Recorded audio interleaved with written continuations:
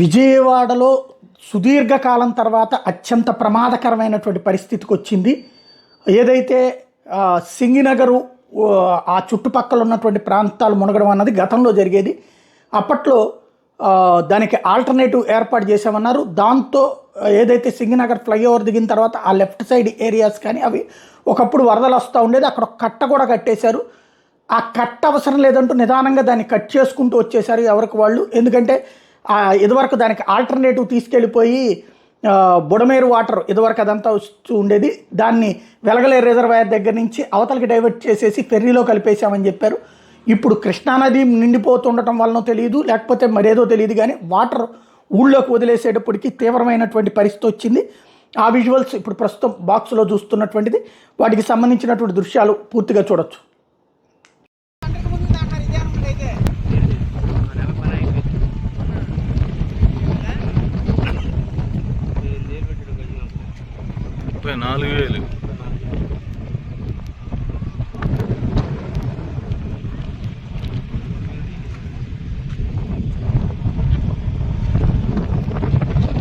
అన్నగారు మీ ఊరికి ఒక్కదానికే సర్దుపట్టింది.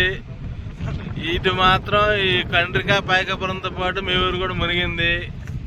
పాతపాడులో ఒక చుక్క వరద లేదు, నున్న అసలు లేదు. ఇది ప్రస్తుత పరిస్థితి. అప్డేట్ ఇస్తా, మళ్ళీ చేస్తా వంట. ఇది ఊరు వైపుది, విలేజ్ వైపుది. ఇది నాగరాజు ఇల్లు అవన్నీ.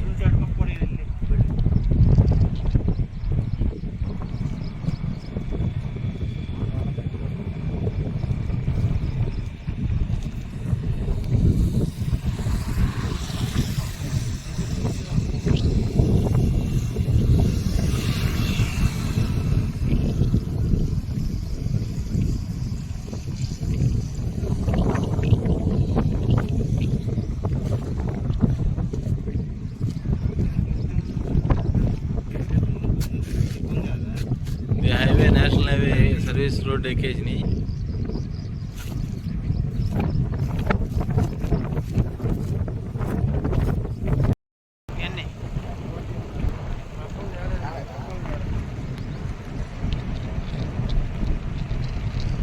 ఇది పాముల కాల ఏరియా. మామూలుగా ఉధృతంగా వస్తుంది పాముల కాలం అనేది. చూడండి, అది పైన వచ్చేసి ఈ ఏరియా వచ్చేసి గ్రామాలు.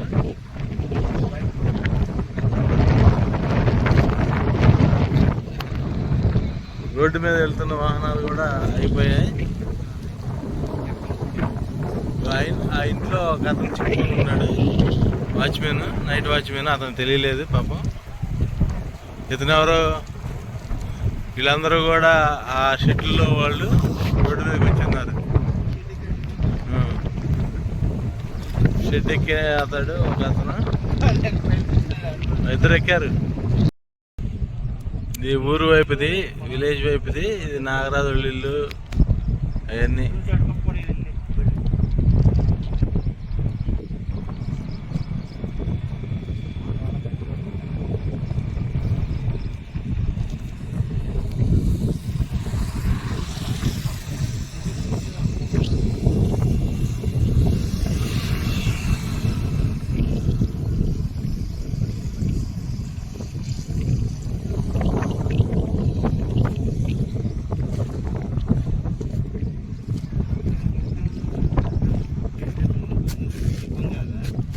Highway national highway service road ఎక్కేసినాయి.